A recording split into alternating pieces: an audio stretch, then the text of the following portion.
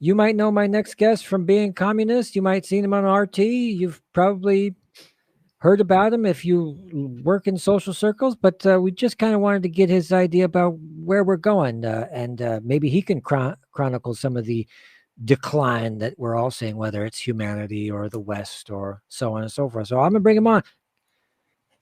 Hi. Hey, what's going on, brother?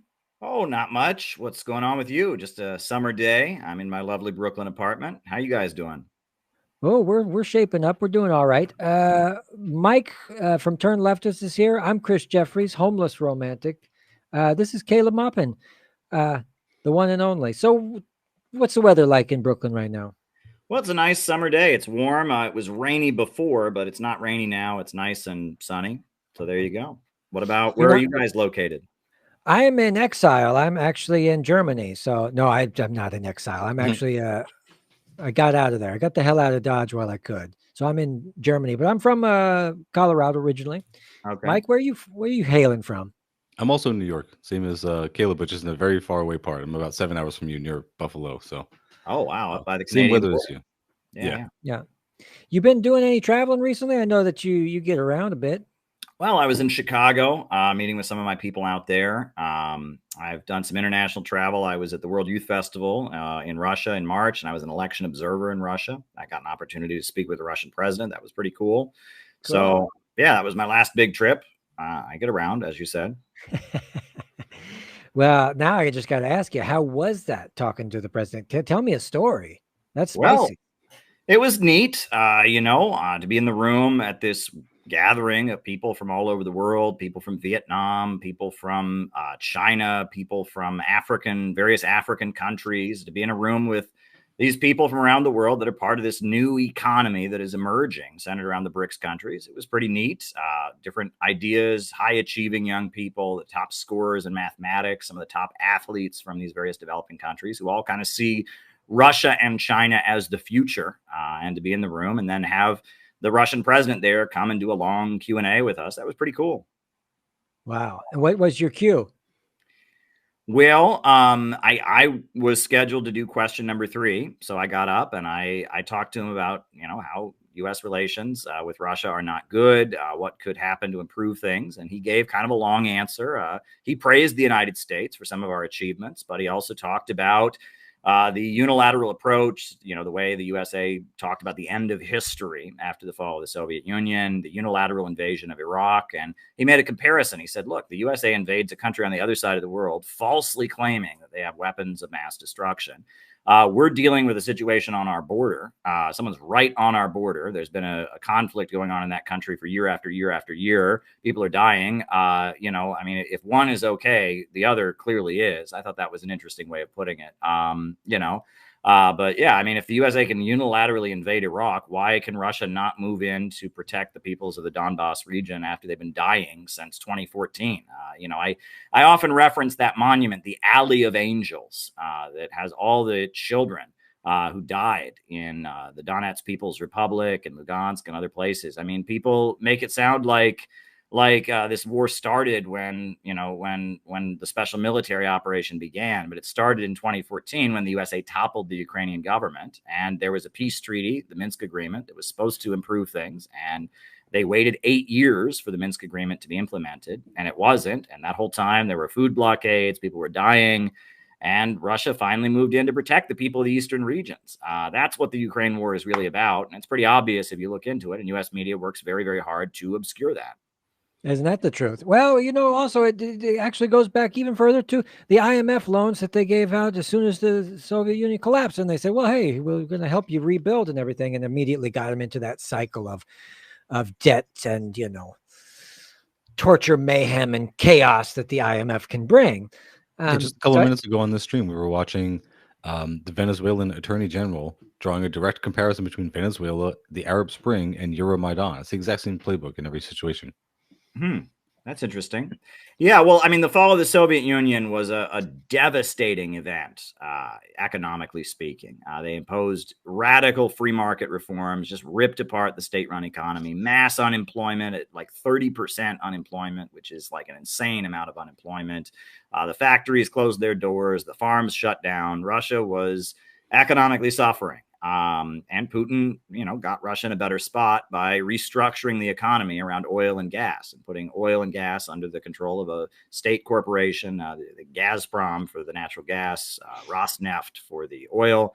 And that's, the revenue from their oil and gas. That's how they, were able to subsidize the reindustrialization of the country. And they've done a lot to improve things. Their farming sector is exploding. Russia has really gotten a lot stronger under Putin's leadership. And when they were down for the count and suffering in the 90s, that's when the USA loved Russia. But once Russia restored itself and, became a competitor, became a strong country economically once again, that's when all of a sudden we started hearing about the Russian threat.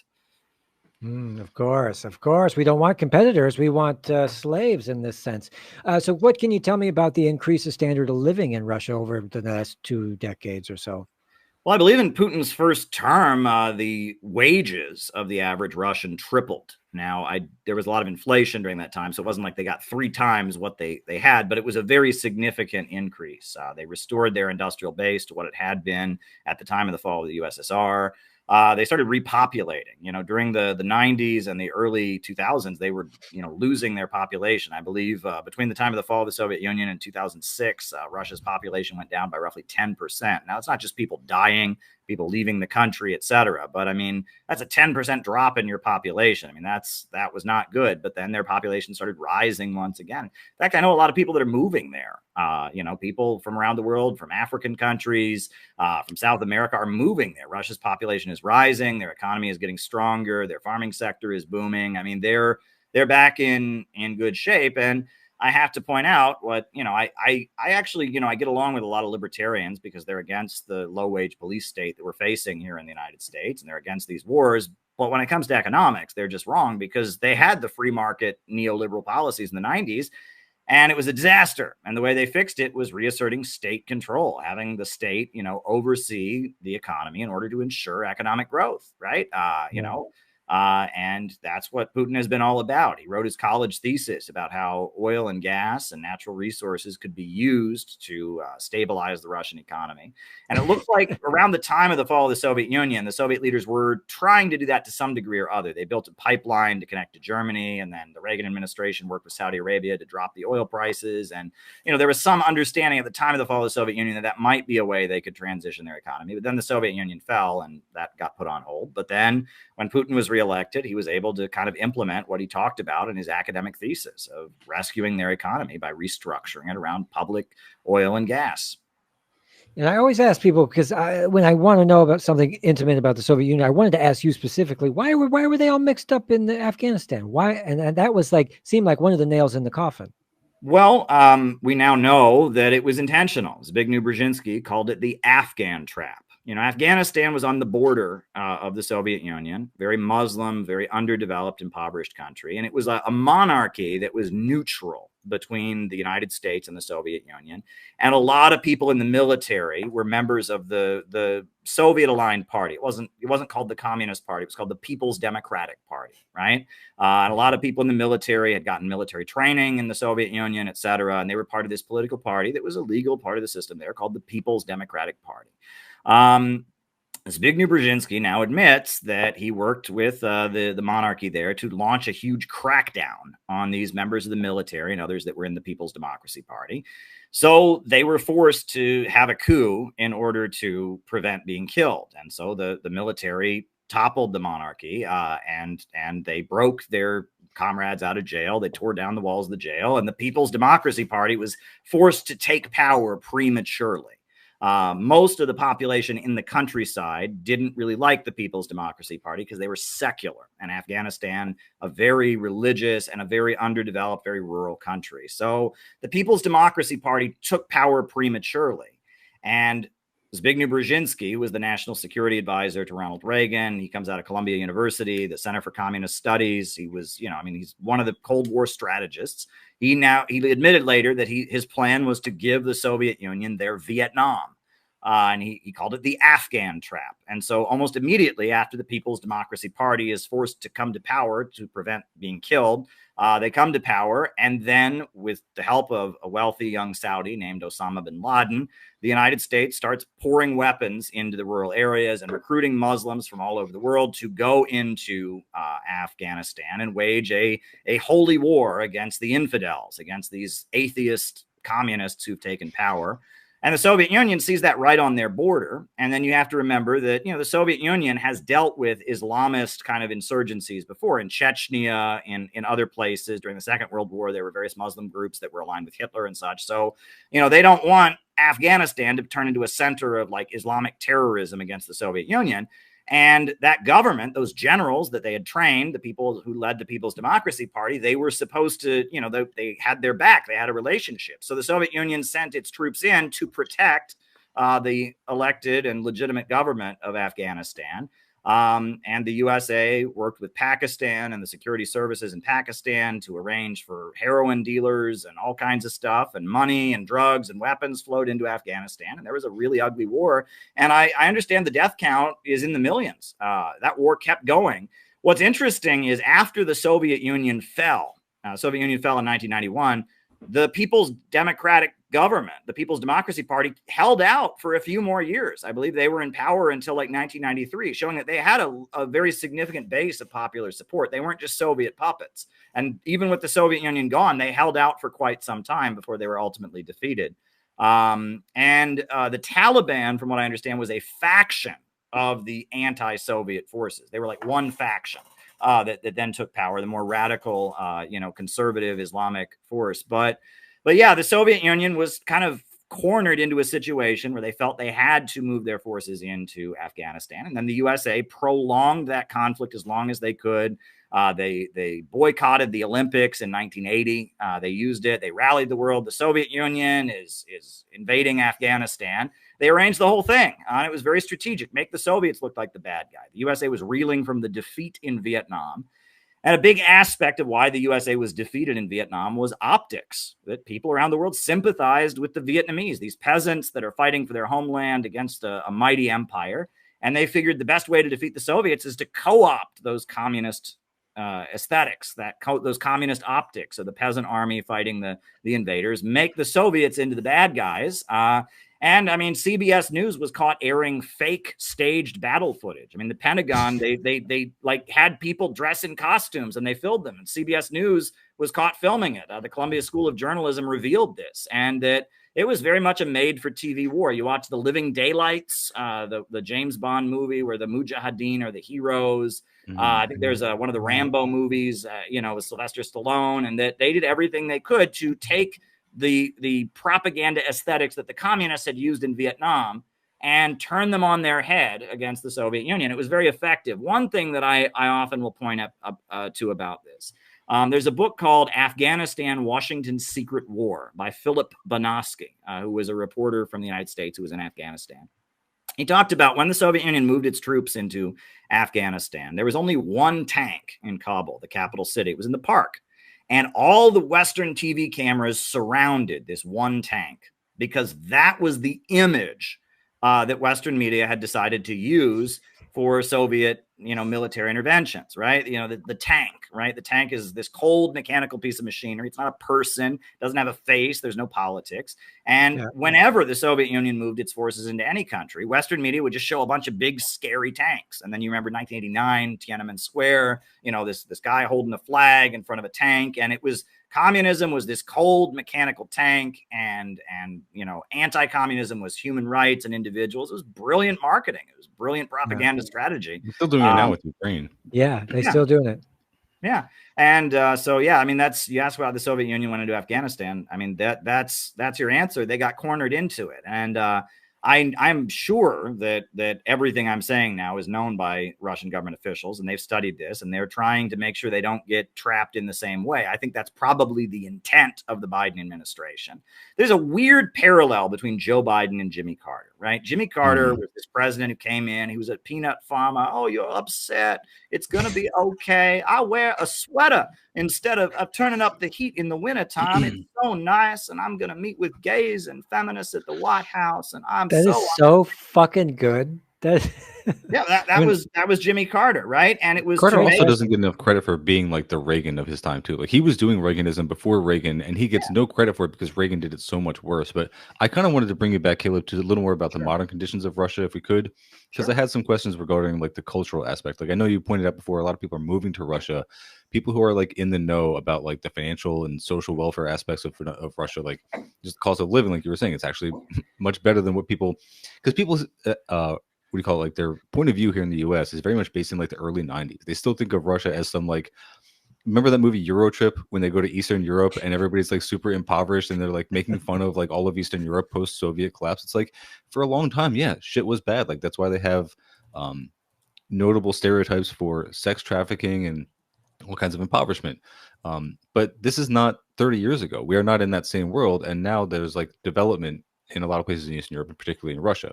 And I noticed that the propaganda that comes out, like one of the best known cases of people who moved to Russia from the US was a family who was like pro-Trump, like hardcore conservatives, very like anti-LGBTQ. And it was a big news story that like they moved their 8 kids over to Russia because it was going to be culturally better for them. They viewed us like a hardcore Christian traditionalist country, and they felt that they would be at home there, and then immediately regretted it and wanted to go back. And it was this big news story, and it all just felt like absolute propaganda to me. And so I wonder, like, if you've been to Russia, like, do you get the impression that they are this like hardcore traditional Christian nationalist country that really hates gay people, and that's why the US wants to fight them, and it has nothing to do with all these economic and materialist issues? Like, what's your impression of the cultural aspect? There's gay nightclubs and stuff in Russia. I will say that, the Russian people are deeply conservative, right? I mean, that they've, for thousands of years, and there's a lot of Muslims in Russia, but it's not a majority, but it's a Christian country historically. And during the time of the Soviet Union, even in the Soviet period, Trotsky and his attack on the Soviet Union, he wrote, Revolution Betrayed. He has a section called The Thermidor in the Family. And he talks about how Stalin kind of reverted to some very traditional, he had the Soviet family. Before we had the nuclear family in the United States, you had the Soviet family. And it was like a mother and a father, and they gave medals to women who had more than 10 children. And that the Soviet Union was like this weird kind of compromise between the deeply conservative Russian peasantry and the very far left, Bolsheviks, right? And it was this kind of compromise that worked. And Stalin was himself from a rural village in Georgia, and he'd been a seminary student before he became a communist. He was studying to be a priest. And that, the Soviet Union itself was kind of conservative in a way that a lot of Western leftists don't understand and can't relate to. And that, I think that, there are gay people in Russia, there are gay nightclubs and all that, but especially since, there has been so much of an effort from the United States to destabilize Russia. And a big part of that has been funding like protests by the rich kids. I mean, there's no other way to put it. The wealthiest, most privileged people in the country who have, one of these and are looking, on their phone, are looking on Twitter and Facebook and all of that, and believe the Western stuff, getting them to go out and riot under the leadership of Navalny and all of that. And a lot of them are very, very, sexual and interested in Navalny. interested in the LGBT whatever. And a lot of these NGOs that are fighting for LGBT rights in Russia, supposedly, they're not concerned about helping gay people in Russia. They're trying to destabilize Russia. They're trying to overthrow the Russian government for the United States. And they're using that as an issue. And so the homosexual propaganda law, some of the laws about NGO funding, I see that as Russia trying to protect itself. But that said, I will mention this, right? So I am neutral. My organization, the Center for Political Innovation, is pretty much neutral on social issues, right? We have people in our group that are gay. We have people in our group who say that, being gay is a violation of their religious faith, whether they're Muslims or Christians or whatever. I just don't want to talk about that. I didn't become a communist or a socialist to talk about what people do in their bedrooms. I just didn't do that, right? I want to talk about... I want to talk about class struggle. I want to talk about economics. I want to talk about opposing imperialism. But there was, especially starting during the Obama years, there became this demand in left-wing circles in the United States that every meeting starts with pronouns. And if you aren't completely on board with that, you're a bad person. And I have women friends who have concerns about women's sports. Oh, bad people, canceled. I have, I have religious folks that say, look, if people want to do that, but my religious teaching that I'm going to raise my kids with says otherwise, oh, they're bad people, they're bigots. And it just became, you must focus on that issue all the time. Well, a lot of people in the developing world, a lot of working class people look at that and they say, I'm not comfortable with that. And I don't feel like making that a demand is really healthy.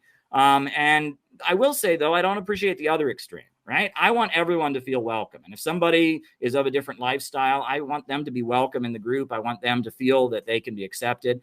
I feel like it's a trap. They want us talking about these cultural issues because there's no room for compromise or education on them, right? Nobody who is, pro-choice says, oh, a fetus is a life. No one says that, right? Nobody who's, against or gay marriage says, marriage, you never change your mind. These are deeply held cultural beliefs that you're not going to change with rational, logical arguments. Maybe a person's view on it might change based on their life circumstances, right? Where they move to a new area, have a new job, or part of a new community, they might change their views.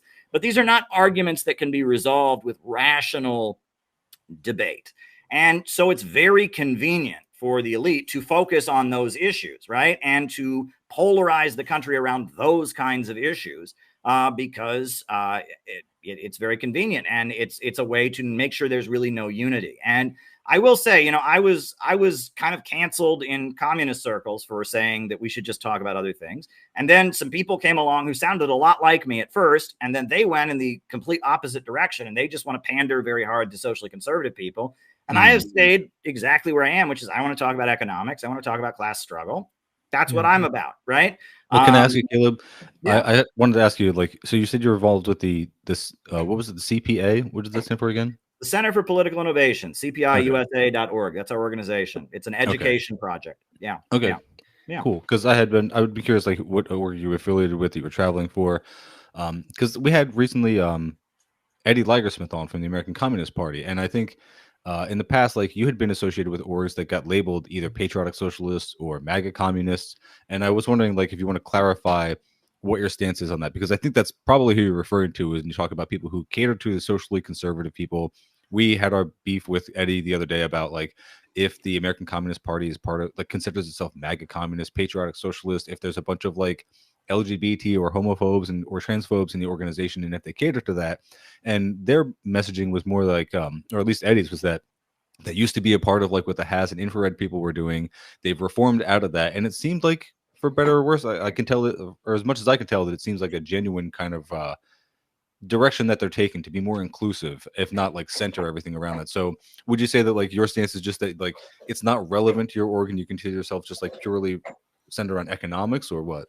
Well, first of all, I mean, where to begin? There's so much that could be said. And there's also, I want to be careful because, again, part of the distraction is making this all about personalities and drama and all that. And I don't want to do that. And but I will say, first of all, there's no such thing as patriotic socialism. The Communist Party was always a patriotic organization when it was strong. The position was socialism would make a better country, right? And that, the little red book, Mao, he says there is no contradiction between patriotism and internationalism. If you love your country, you should want the best for the world and want it to get along with the rest of the world. If you love the rest of the world, you should want your country to prosper and be part of that world. And that patriotism is different than national chauvinism, right? There's this phrase that I used to hear a lot. I don't hear it so much anymore, which is interesting. But Americans go around, this is the greatest country in the world. This is the greatest country in the world. Well, that's not a nice way to talk, right? We shouldn't be boastful. We shouldn't be comparing ourselves. And so, putting down other countries, wanting your country to gain at the expense of other countries, that's something I've always rejected. But patriotism just means you want the best for the country you live in. And communists and socialists have always been patriots. And, especially during the Popular Front years, during the anti-fascist period of Roosevelt and et cetera, there was a real emphasis on saying, that America's best democratic traditions, communists are the inheritors of, and that, Abraham Lincoln had a communist general in the Union Army, a guy named August Willich. Roosevelt met with communist organizers at the White House. The Soviet Union and the United States teamed up to defeat the Nazis during World War II. There's a lot in our country. Yes, there's obviously ugly racism and Jim Crow and murder of Native people. And we shouldn't be proud of any of that. And we shouldn't gloss over any of it. But at the same time, there has been a history of progressive struggle in this country. Union organizers and people fighting for the rights of Black people and people standing up against wars like Eugene Debs and all of that. And that if socialism ever comes to America, it would be that side of America, that progressive, optimistic side that celebrates growth and innovation, as well as human rights and advancing people's livelihood and civil liberties, et cetera, that empowers people. That would be that coming to power. And that's all I ever said. And that got labeled in around like 2017, 2018, that was labeled, quote unquote, patriotic socialism. Mm-hmm. And myself and Peter Coffin, and we're very close. Peter Coffin's a member of our organization.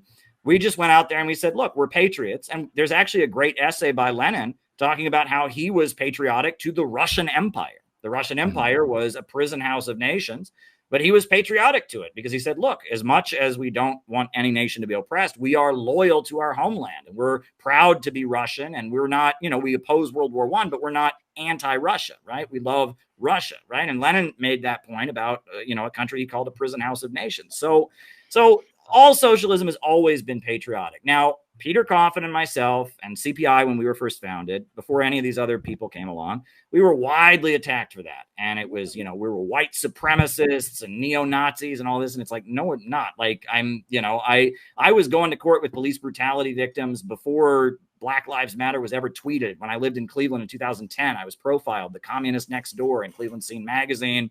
My wife is a longtime immigrant activist who I met through doing immigrant activism in support of immigrant communities. Like, I have always been an anti-racist, but I did say that if we really want to win, we need to start making clear we don't want to destroy our country. And so that was labeled, became this whole thing, patriotic socialism. Now, we formed CPI. Some of these other people came around. We had a big kind of rally in Austin, Texas, where some of these other people were there. Then after that, these people came up with MAGA communism, which I never really embraced it. Okay. I mean, my feeling was that the idea that we need to engage with the kind of people who are Trump supporters about communism, that I agree with. But as far as a brand, it's really not strategic. Because it seems like such a contradiction, right? Yeah, anyone who's MAGA hates communists. Anyone who's a communist hates MAGA. So it's like it is designed to be the most niche, narrow thing. Not strategic, but I like the idea. And I did write a book, Marxism, MAGA, and the Coming Revolution. Where is America going?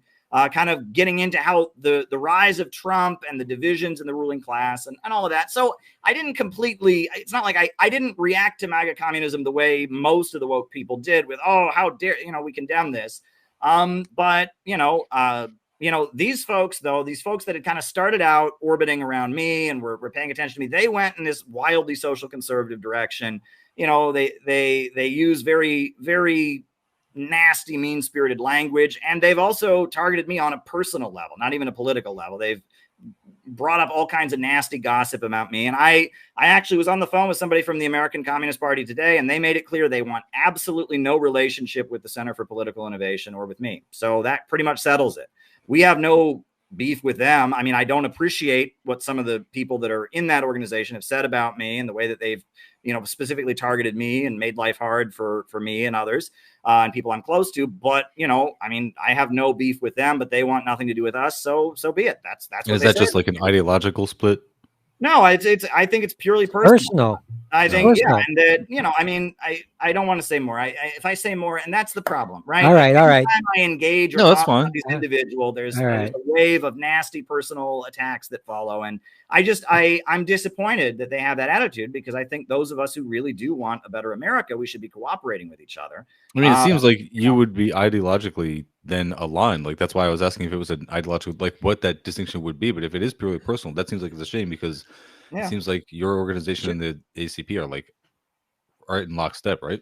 Yeah. And there is an effort to say that it's coming from me, that I'm hostile to them. Well, again, I don't appreciate what some people have done, but we have been open to reconciliation. And there was finally a phone call today. And on that phone call, it was made clear to me over and over and over again, over the course of a half-hour phone call, they do not want any relationship with us. So maybe this will get back to them, that the hostility is coming from me is completely wrong. So, well, since yeah. you're being so magnanimous about it, maybe this will get back to them, and then we can patch things up from there. But Chris, did you have some? I I had don't some more think questions. so. And the thing is, our organization CPI, we have actually started to move away from the word communist, not because our beliefs have changed, but because to most, it used to be when I would tell people in America I was a communist, they would be In like, favor "How of could what you? though?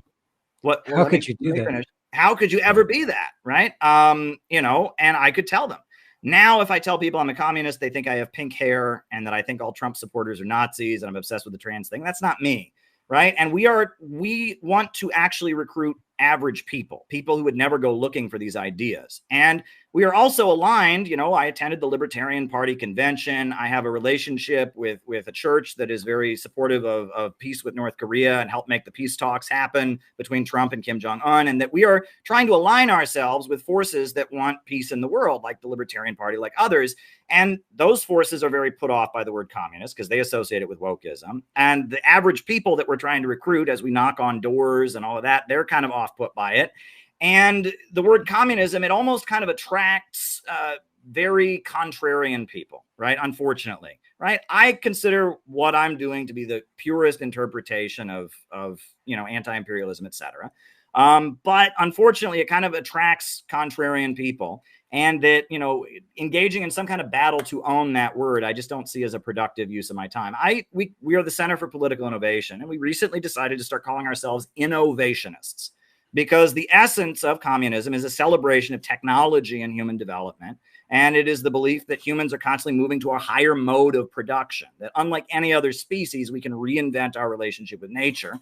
And the ultimate goal, you know, communism, as Karl Marx explained it, is a vast state of abundance, right? It means there's so much wealth that has been generated, the very need for a state fades away, et cetera. Socialism is the road getting there because it lifts the artificial restraints on human development that have been imposed by the rule of the market, right? You know, under this system, people are homeless because there are too many houses. People are hungry because there's too much food. Andrew Yang wrote about how self-driving cars under this system would lead to riots in the streets and mass unemployment because every truck driver and every traffic court employee would be out of a job. That's not rational, right? Human technology should advance and we should become wealthier as a result. And that is so much of what Marx was writing about, that human innovation and technological advancement should lead to greater prosperity. Under capitalism, it doesn't do that. So we need a rationally organized economy so we can have growth.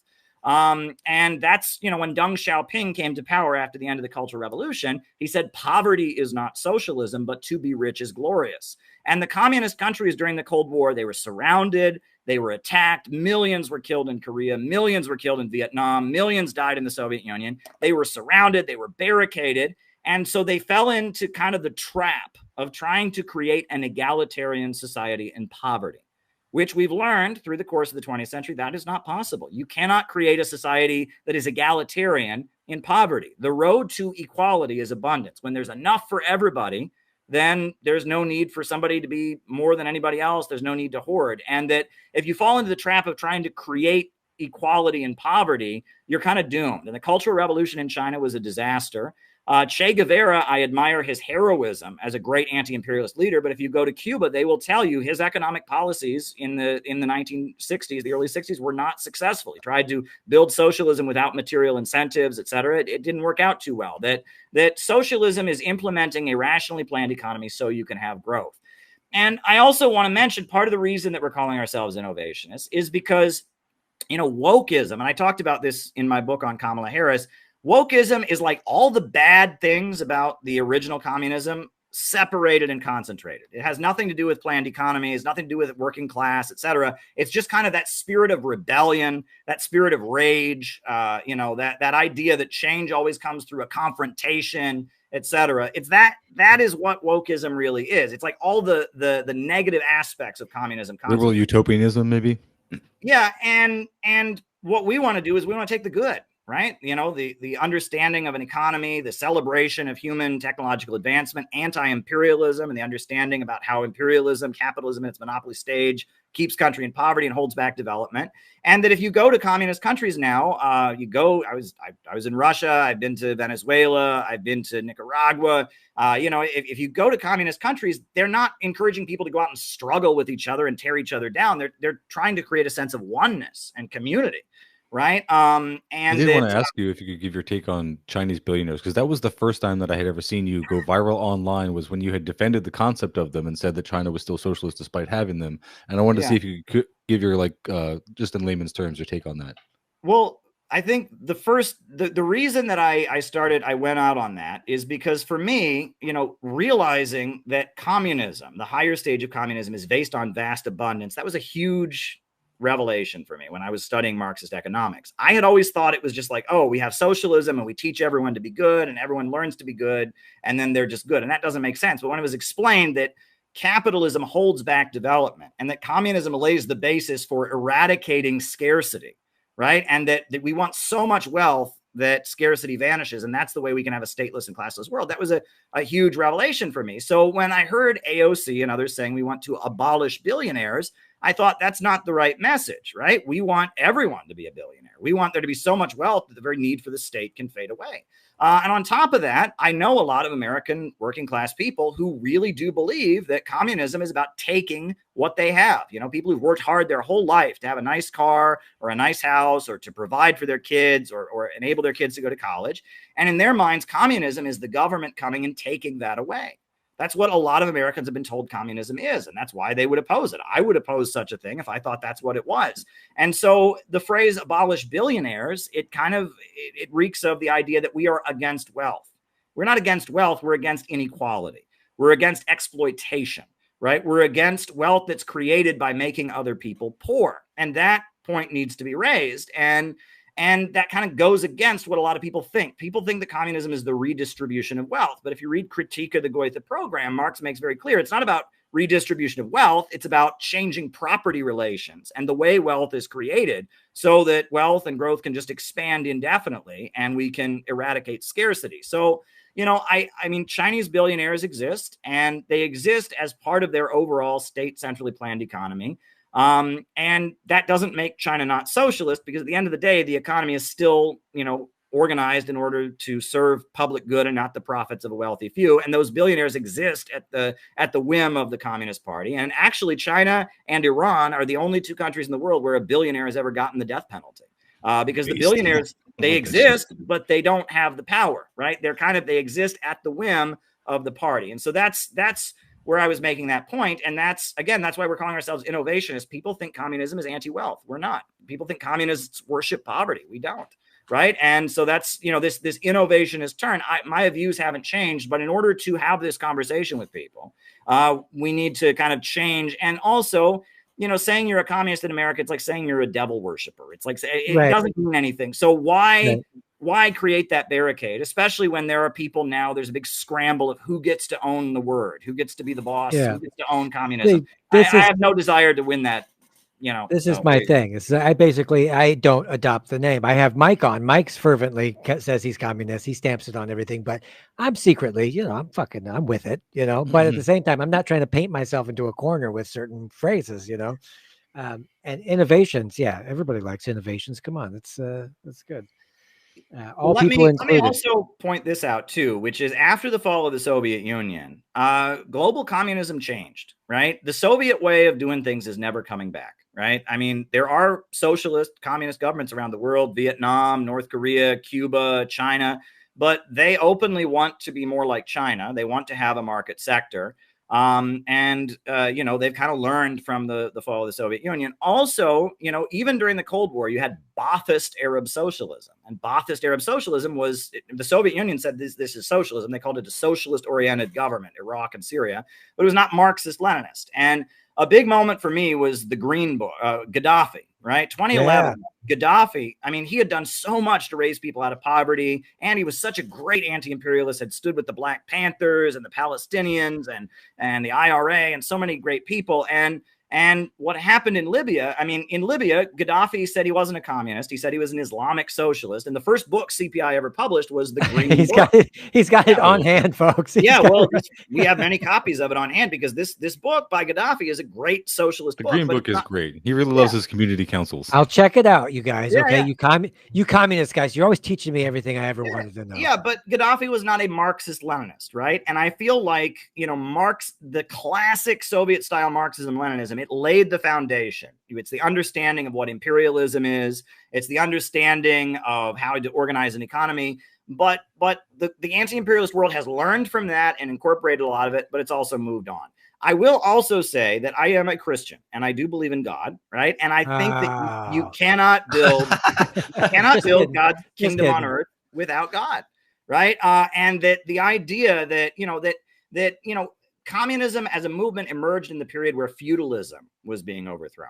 And in feudalism, religion is not a choice. It is imposed. And it is the church that says the landowner owns the land and you must obey the landowner. And so rebellion against religion was a very big part of the struggle to bring down feudalism. And it makes sense. And if the church is propping up a very hierarchical and oppressive institution, but now in our Western society, religion is very much a choice. And it's a choice that the ruling class, the billionaires and stuff, don't want us to make. They very much say, if you believe in God, you're brainwashed, you're in a cult, you need to be controlled, right? And they very much are trying to get people to believe there is no hope, there is no truth, there is no purpose.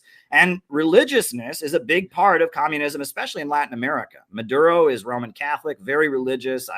In Nicaragua, I attended Pentecostal church services that are all about socialism and the Sandinistas. In the Muslim world, the resistance to imperialism is led by Shia Muslims. Largely, they're the center. And that getting people to live for the sake of others and live for a higher purpose is almost an essential part of what it means to be an anti-imperialist in our time. Whereas, the West is promoting this kind of pessimistic, nihilistic atheism. When Richard Dawkins and all of them came out, they called them the new atheists, because they were substantially different than previous atheists. The word atheist comes out of the French Revolution, and it was a rebellion against the Catholic Church and against feudalism, and it was associated with communism. But, Ayn Rand and her, I think she called Christianity the guilt-peddling Jesus industry. And her critique of Christianity is that it would make you want to have compassion, make you want to think about other people. She talked about the virtue of selfishness. This is the atheism that our ruling class believes in. It's philosophical irrationalism. It is Friedrich Nietzsche, etc. And that atheism is that is basically the religion of Western capitalism and imperialism. And I am opposed to that. And I see increasingly the people around the world that are resisting it in the name of some kind of religious faith. So I talked along. I'm sorry. You get me talking. Well, Caleb. Yeah. Go ahead, Chris. Well, I just was going to say, reclaiming religion for what it was actually supposed to be and saying, turn the other cheek, help the poor, et cetera, et cetera. I love it. The same reason that I had the MAGA, or let's say Eddie Lager Smith, come on with, if they're draping themselves in American flags and trying to reclaim the American symbology of it, I'm all for it. If you can get the niche support, of these narrow demographic, then all power to you. But in the case of religion and communism, dude, hook it together, interlink it, make it happen, bro. Yeah, Alexander Dugin. Oh, go ahead, please. Well, go make your Dugin point first. Oh, well, Alexander Dugin is an important thinker in Russia. I met with him in 2018. And, he had this concept of the fourth political theory, and he talks about liberalism versus illiberalism, right? And I think that increasingly politics around the world is starting to line up that way, of liberalism versus illiberalism. It's not left versus right. There is illiberalism of the left and illiberalism of the right, but they kind of line up against liberalism, which is the Western ideology. That's all I was going to say. Go ahead, Mike. Well, I was curious. I've said on stream a couple of times that my personal take is that all the religions and the political ideologies are trying as best as they can with the conditions at hand to get people back to some kind of state in which they were more naturally existing before, I guess, capitalism was foisted upon all of us, and hopefully get us back to some kind of system of values that works with human nature, whatever that would be, more like the species being version of it, not like the traditional, liberalist version of that, but something that would be like a system of values that would adapt to every material changing conditions. That it wouldn't matter, if we had different environmental collapses or whatever. Like if you just had a universal system of values that people could follow, and that's what the religions are doing. So I guess, like, would you disagree with that? But more importantly, like, what do you think about adopting traits from other religions? Because I feel like it doesn't so much matter if people are religious and communist. It's when they start to obsess over those differences, because it seems like it would be much easier to bring in like the Islamic banking with no interest, as opposed to like some capitalist version of religion. If you're talking about improving things with communism, right? I don't care what you believe in. You can be any religion just as long as you remember that Jesus Christ is your Lord and Savior. Well, there you go. Well, I'll answer it this way. When I went to Iran, I noticed that all the men were wearing a ring like this, right? And I actually asked my Iranian hosts about the ring. They told me what it was, and I did some research, and I learned the story behind this ring, and I found that to be fascinating, which is that the Prophet Muhammad, when his followers conquered the Temple of Mecca, the temple in Mecca, it was full of idols, pagan idols, and they smashed those idols and they converted it to being a temple of the one true God. And so to celebrate that victory, the Prophet Muhammad wore a ring with a little piece of one of the idols on his finger. And Shia Muslim men tend to wear an akek ring. Now, I'm not a Shia Muslim, I'm a Christian, but I thought that was a pretty neat story. And it also was very neat because I read a book called it's by Thomas Carlyle, The Heroic, Hero Worship, and Heroes in History. Fascinating book. In that book, he talks about why is it that so many ancient prophets destroyed idols? What's going on there, right? And do we really believe that ancient human beings were just so stupid they thought they could take a rock and chisel it and that would be God? They'd take a piece of wood and carve it in their backyard and that would be God. And Thomas Carlyle, the Scottish writer, he says no. He says that when those idols were erected, they stood for real truths, right? They were to remind people of real principles and real truths. But as generations went by, people got to the point that those idols stopped really standing for that, and they just became part of a routine. People sacrificed before the idol, they bowed before the idol, and the idols were just part of a routine. And so the prophet comes to earth to smash the idols, not to destroy truth, but to do the opposite, to destroy the impediment to truth, to enable people to connect with the truth that those idols once stood for. Those idols started out as standing for truth, but they became a routine and impediment that prevented people from knowing the truth. And so they had to be smashed. And so by smashing the idols, the prophet is restoring people's connection with the real truth that the idols once stood for. And I found that to be a neat story. And I think that if you look at, I almost feel like communism was used that way. They had to destroy the Catholic Church in the countries where they took power. They had to smash the things that were there because they had become just corrupt institutions used by human beings to oppress other people. And now that there has been kind of a sweeping away of these idols and these false entities, now people can reconnect with higher truth, which is based on values like love and compassion and kindness, etc. And so, when we talk about that, I think that's what I would mean when I talk about religiousness. I don't think religiousness now in our time necessarily means you must adopt my faith, you must believe in my holy book. I think it's about standing for the principles that those holy books and those things once stood for, and the power and the spirituality behind those principles. And that's what I would like people to connect to. And I wrote a book about the Houthis. I tried to go to Yemen in 2015. I was part of the Red Crescent Society mission to Yemen. I risked my life on a ship. Yeah, it was 2015, and it created an international incident. You can read, there's Reuters news articles. I was on this ship. The Israelis said we were smuggling weapons, which we were not doing. It was a whole thing. It created a big incident. And it's when I was on that ship that I rediscovered my Christian faith, but I was on a ship full of Shia Muslims. When I look at the Houthis, this is the Houthis in Yemen, Ansar Allah. These are the poorest people in the poorest country in the world. And they have taken the world by storm, and they are blocking ships, and they are challenging the world economy. They're shaking the world. How is it that these people? Yemen, 40% of the people in the country don't have electricity in their homes, right? Adult illiteracy is like 1 in 4. This is a really impoverished people who live up there in the mountains, but they are motivated by their faith in God. And they were told by their founder, Hussein al-Houthi, that there would come a time that they would have to stand with the Palestinians when no one else would, and that day would come. And when they started blocking ships, Yemenis from all over the country started going there and getting on the ships and crying. And it was like a moment. It was like the pride. Like, this is the moment where Yemen is the hero of the whole world. Our impoverished country in the mountains, we are standing with the Palestinians. We are holding the world economy hostage to stop the genocide in Gaza. Well, you can't attribute that to materialism. You can't just say, well, this is material forces. There's something spiritual there. There's something deeply spiritual and powerful about the Houthis and what they're doing.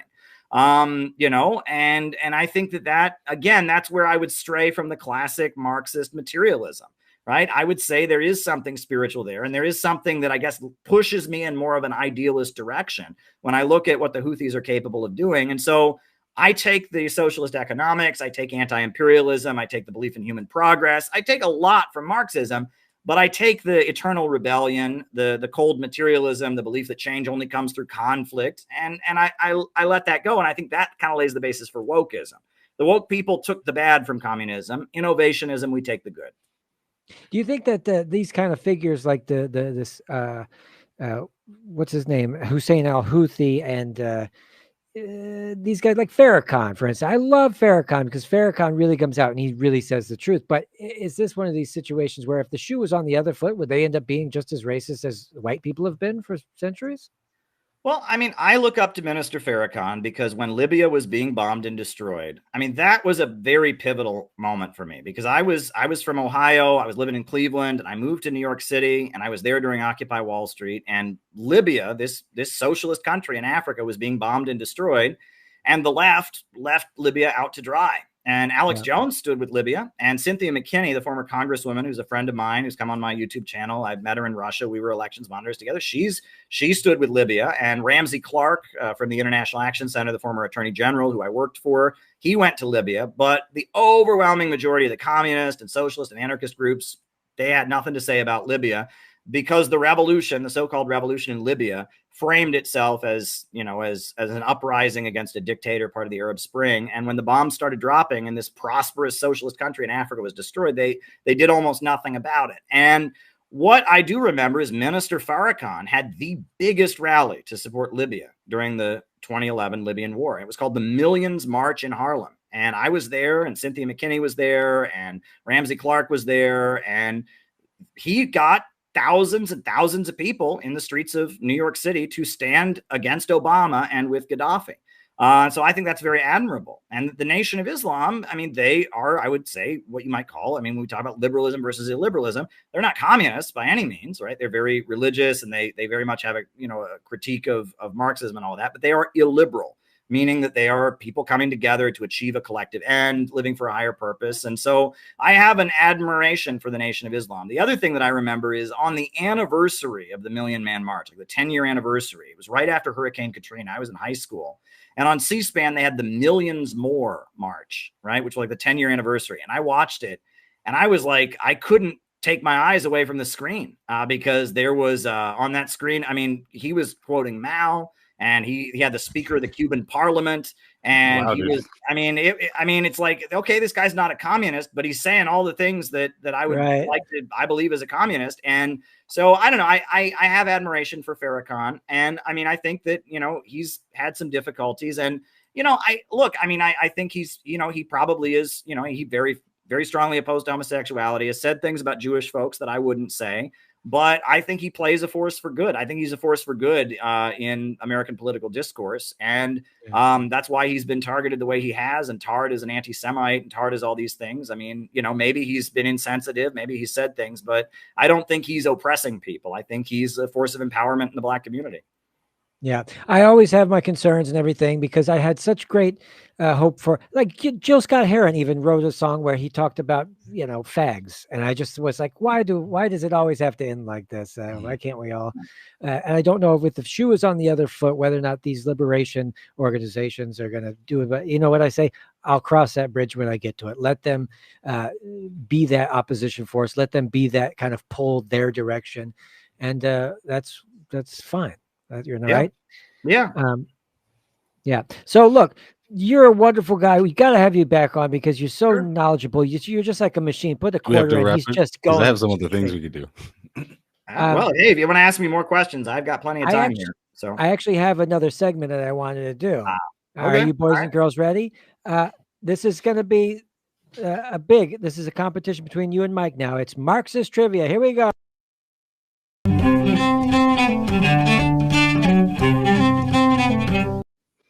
All right, got a little graphic there, a little intro. You like that? All right, Okay, you so guys. I'm part of this, right? This is You're part of this. So Oh, this yeah. is between you, Mike, and the chat. Okay, so people right. can everybody in the chat gets fake points, but you two are competing for either Caleb is going to beat me just as bad as Eddie did, if not worse. right, and this is going to be great. So you got to pick: do you want the stainless steel cookware, or do you want a trip to South Dakota? All right. I'm going to South Dakota. Oh, all right. He's decided, folks. Okay, first question. What? And you guys have to buzz in with the noise. Okay, just so you know. All right. What was the name of the philosophical concept Marx developed to explain historical change and social conflict? Ding, ding, ding, ding. Yes, Caleb. That would be dialectical and historical materialism. Historical materialism it is. Ding, ding, Crushed ding, ding. Okay, 100 points to Caleb. Next question. You got the chats. It's a 40-second delay. You guys are slacking. Oh, yeah, they have no chance. They have no chance. Which work by Marx and Engels first outlined the theory of historical materialism? Ding, ding, ding. Is it the German ideology? Oh, 100 points to her. Hey. Oh, boy. Once in a while. Home field advantage, I guess. All right. So number 3, what term did Marx use to describe the process by which workers become alienated from the products of their labor? Ding, ding. Is it proletarianization? Hopefully. No. Okay. You get a shot, Caleb. I'll read it again. What term did Marx use to describe the process by which workers become alienated from their products of their labor? Now, you can say it in German or you can say it in English. I don't know the German word. I would say alienation, but that's obviously in the questions. That's not the answer. But yeah, there you go. Go ahead. So according to this, estrangement. So okay. Entfremdung, which I'm in Germany, so I'm qualified to pronounce words. Yeah. All right. No, that's a big whiff. Okay. Number 4, according to Marx, what is the base that determines a society's superstructure? According to Marx, what is the base that determines a society's superstructure? Caleb? Be the mode of production. The mode of production. Correct. That's 200. Nice. Keep track of your scores here. I don't have a digital readout, so I don't know. Number 5. Here, South Dakota, here I come. What did Marx call the final stage of historical development that would emerge from the proletariat revolution?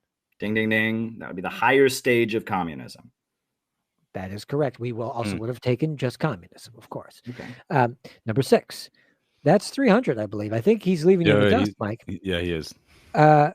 Which philosopher heavily influenced Marx's theory of dialectics? Ding, ding. Hegel. Oh, you know his full name? For extra points? William Friedrich Hegel.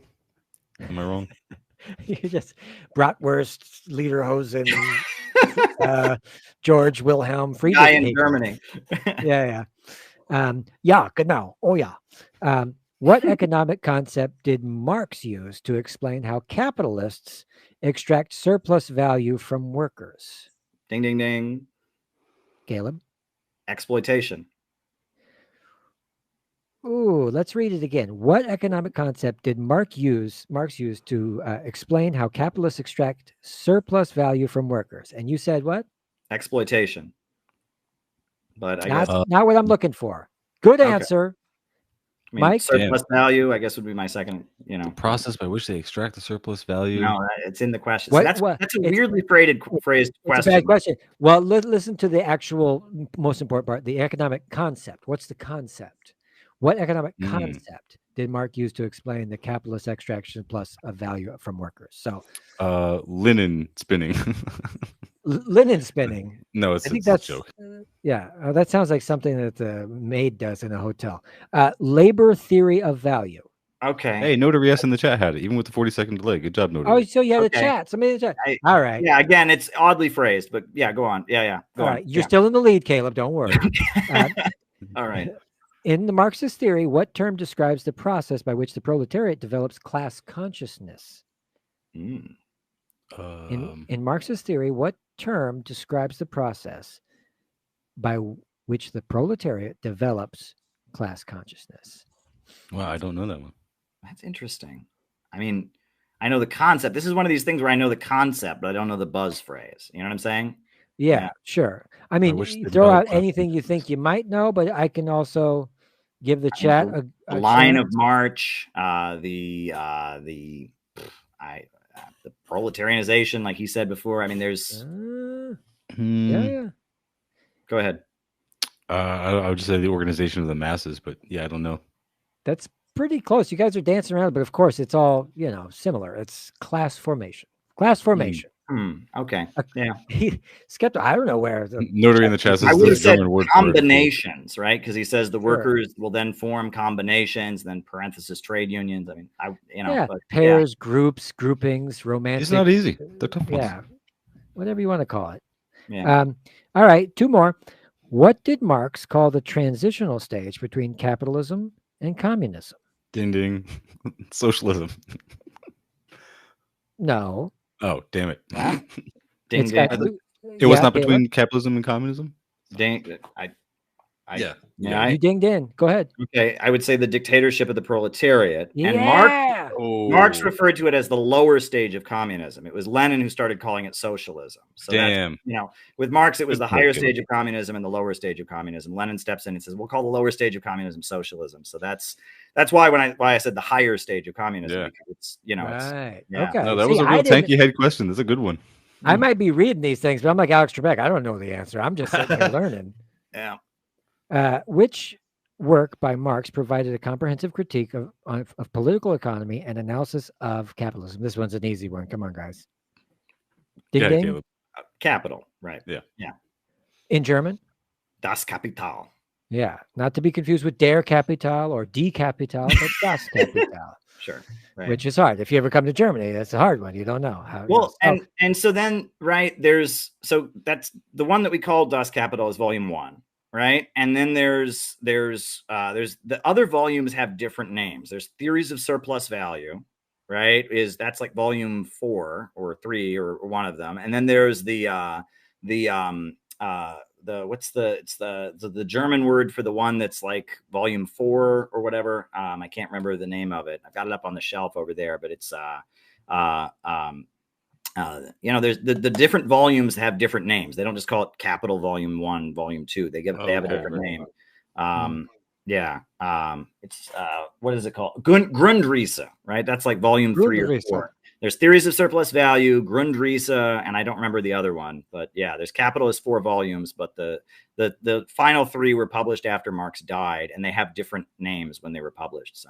Yeah, capital. Grund means ground, or it also means basic in German. So the work is considered the foundation of Marx's critique of political economy. Grundrisse. Yeah. Yeah. We're moving out of this age where people even read, so it's difficult. Get your books on tape, kids. Put the books on tape.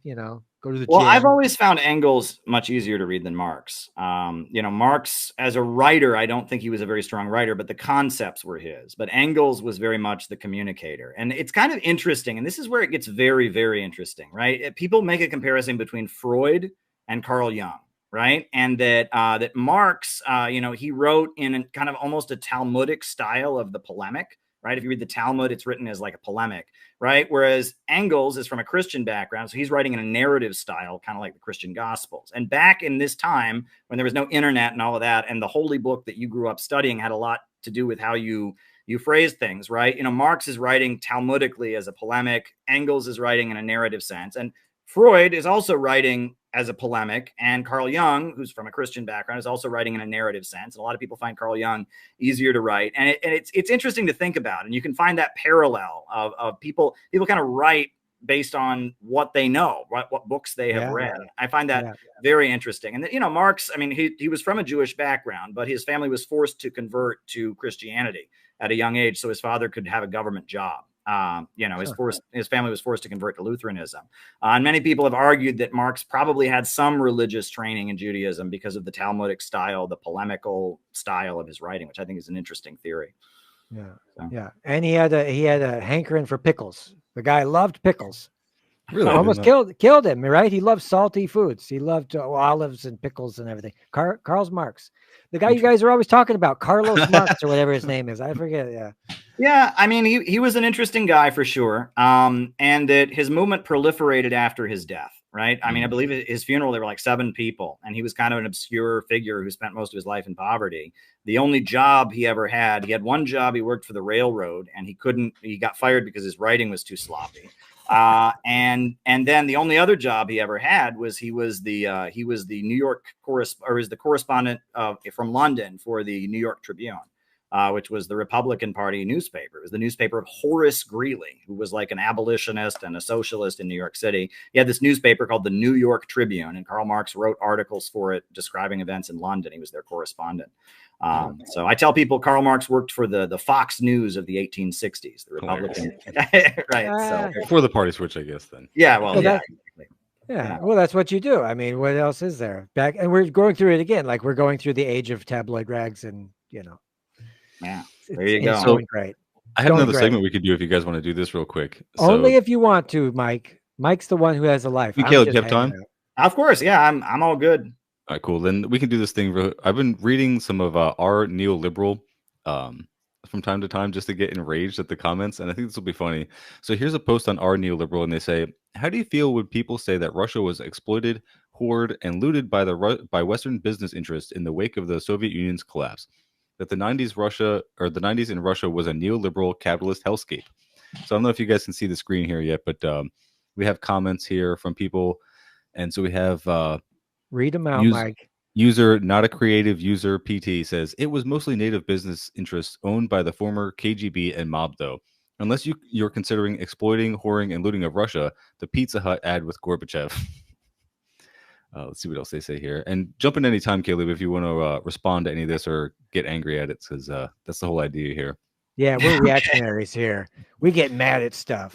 The Crass Beagle says, they said, the book Red Notice by Bill Browder provides a really interesting account of this from the perspective of an American investor who tried to invest in Russian companies during the post-Soviet privatization wave. If I recall correctly, he points out that there were very few Westerners who even tried to invest in Russia because almost nobody with real capital saw it as a serious opportunity. Browder assessed that shares in newly private companies were massively undervalued, but when he gathered some money from investors and showed up in Russia to buy stocks, he found the whole thing was a corrupt mob scheme. Everyday Russians were given vouchers to acquire stock in the state enterprise, but most didn't really understand the value of that promise after generations of communism. They would trade their vouchers to the mob for practically nothing, allowing the mobsters to acquire most of the equity in key Russian industries, which is basically the genesis of the modern Russian oligarchy. Don't you love that, like, Russians after the collapse of the Soviet Union were just like indigenous people exchanging everything for beads because they were just too dumb to know better after communism? Yeah, like Caleb? What's interesting now, I mean, this is an example of people saying true things to point to a false conclusion, right? I mean, there were obviously vouchers and stuff like that, but to say that nobody invested in Russia, there's an element of truth in that. What happened after the fall of the Soviet Union, from my understanding, is Western firms would buy factories and just close them down. And that happened in a lot of different places, right? They weren't going to Russia to make money. They were going to Russia to demolish it, to make sure that they didn't produce their own steel. They had to import their steel from the West. To make sure they didn't grow their own crops, they had to import their crops from the West. It was kind of like buying it and shutting it down. So were they going there and starting new enterprises? Of course not. No, they were not doing that. And yeah, people did have vouchers that they got swindled out of. There was a lot of swindling in the period of the fall of the Soviet Union, from what I understand. A lot of pyramid schemes and but a big part of it, I mean, from what I understand, in the 90s, the Russian government couldn't even collect taxes in some instances. They had no ability to force companies to even collect taxes. And that's what Putin was famous for, right? We think of Putin as being this tyrant, but he was a strong man against the rich people, and when rich people wouldn't pay their taxes and would do things that were against the interest of the country, he used the state to go after them and force them to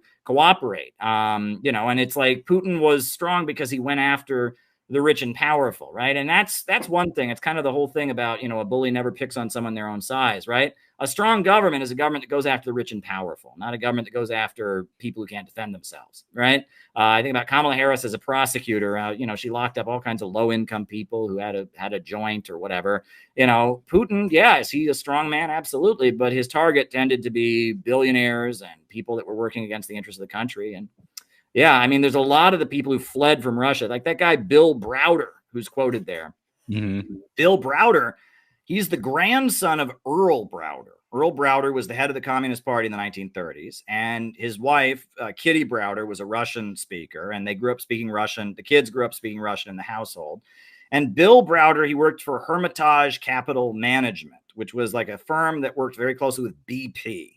And he was in Russia doing business. And my understanding is that he basically found a loophole in the Russian law where he could declare, his accountant found a loophole in the Russian law where he could declare every employee that he had to be disabled. And he could then get a tax break for hiring them. And it was like classic tax fraud. And he got caught and he fled the country, and his accountant went to prison and died in prison. And so, I mean, it's like, I think about Bill Browder. I mean, this guy is your classic white collar criminal. You know, I mean, if you did that in the United States, if you lied and said all of your employees were disabled to get a tax cut and they weren't, you would go to jail for that here too. You know, I mean, if you allege he didn't do that, I mean, that's for you to prove, but I don't see Bill Browder, but Bill Browder is all over CNN. He's the Putin expert. He knows all about it. And I'm thinking, like, you're a corrupt Wall Street guy who is a tax cheat. I'm not impressed, you know? That's great. I mean, Caleb, Yeah. that's a much better answer than I would have given, with like way more historical context than I could have provided. So thank you for that. I'm glad we had you here for that one. Sure. Well, I hope he doesn't sue me. Yeah. I have one more I on. want to read. Just I think it'd be kind of funny. Somebody says, this is MAGA Jihad user on Reddit. They say, it's the Russian stab in the back myth, especially to how it's used to justify the actions of the current Russian government. During Soviet times, the state was obviously the one who provided the living standards of Soviet citizens. But of course, when this state ceased to exist, the standards of those former citizens went down. In Russia, the government handled the transition into a state-controlled economy and living to one based on markets of private interests. Pretty bad, which they fucked up. Economic advisors based in the EU and US were involved, so Russian nationalists often blame the West and Russian oligarchs for basically stabbing the Russian nation in the back. Things stabilized in the 2000s, but the state is still in charge of living standards. For example, the Russian middle class is very much connected to the state, so that's why they support the current government. The president can fuck with elections, but the president doesn't fuck with the pensions. I think when Russians say that, it's often from a historical nationalist perspective to reject Western European ideals. If it isn't capitalism or democracy, it goes all the way back to republicanism and liberalism of the French Revolution. This is the same Russian talking point. Russia can be Russia, but I don't like how the current government uses the quote, remember the 90s, to be so hostile and imperialistic to its neighbors. Bro, you're using the same argument in America domestically, saying that, oh, welfare makes people dependent. Like, you're an idiot. This was such a mix of like mishmash. Like, this person contradicts themselves on like every single sentence here, because they're like saying that like Russia was better in the 90s, but also worse. And now people want to go back to the 90s, but it's also better than the 90s. And the state, you know, used to control everything about their living standard, but then didn't with capitalism. But now the state still controls your living standards in Russia. And the Russian president knows not to fuck with that part, but will fuck with everything else except for that one part. It's like, it's such a mishmash, but it's perfect for the American interpretation of what Russia is like, which doesn't have to make sense. It just has to be worse than America in all these crucial ways that they believe. Yeah. Thoughts, Caleb? Well, what I would say there is like, okay, let's look at the obvious. Standard of living was rising in the Soviet Union. The Soviet Union industrialized, wiped out illiteracy, electrified the country, biggest steel mill, got invaded after in World War II. After World War II, rebuilt the whole country, invented space travel.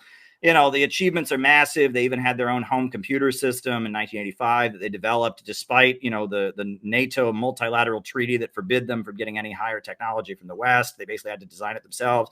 They had a lot of great achievements in terms of raising people's living standards. The 90s comes in, they adopt free market policies, and it's a nightmare. And then Putin comes in and he reasserts state control and things get better.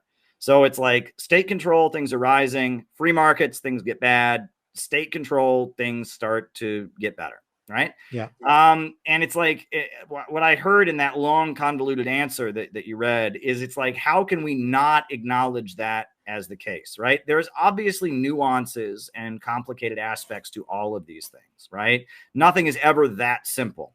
But there is a pretty clear, you know, free market neoliberal policies did not work out too well in Russia in the 90s. Things got better when they moved away from it. Things were better before they adopted them. That's pretty clear. And it's like that person is trying their hardest to dance around that and just not acknowledge that as being the reality, which is what I see a lot of. And that's the problem, is that that Western narratives really, they depend on you not doing any research. And that what I see a lot of is that people that actually have to study things, they, you know, if you actually go to, you know, when I went to college, right, it was like the very end of the late Cold War normal, the Iraq War years. college was a place where people learned that there's two sides to every story. People question things, but it was already starting to change. Nowadays, people go to college to learn that you have the party line and you do not question the party line. And if you do, you have no future. It's almost like college is where people get vetted to make sure they don't dissent. I see people who have to study things like this in great depth, but it's like they have to stick to the Western narrative. And it gets very, very hard when they look at the actual data that's in front of them. But if they want to have a career, if they want to succeed in academia, they better not, their data better not say that Russia was bad in the 90s, even though it clearly was, And I see that, people desperately trying to keep the mainstream narrative despite the facts saying otherwise. There you go. There's the Soviet computer, guys. 1980s home, built probably with no planned obsolescence, just a badass computer. Yeah. There you go. I can read those neoliberal replies all day. I do it all the time. I like to post them just to make people angry. I'm angry now. I'm angry. You know what? That makes me mad. They were also laughing about, they're saying basically that none of the companies were actually allowed in. The voucher scheme was designed to keep everything in the patriotic hands, which it did. It just handed everything right to the oligarchs. And they're like, what even companies came into Russia? Pizza Hut? Like, that's the whole thing. Everybody knows that commercial. So they're just pretending that other companies didn't come into, like, privatization after the Soviet Union ended was never a thing. Not even a thing. Yeah. And he did. He took on the oligarchs. And that's the narrative that nobody wants to actually put on. It's like he actually went after the oligarchs. Yeah. He didn't enhance them or make them, so big corruption thing he went through, dumping everybody, draining the swamp, as it were. Well, look, I'm going to get out of here. I mean, you guys can hang out all you want, but let's plan to do this again. What do you guys say? Yeah. Caleb, you available? Sure. Yeah, absolutely. Be in touch. And it was a pleasure. I enjoyed this conversation a lot.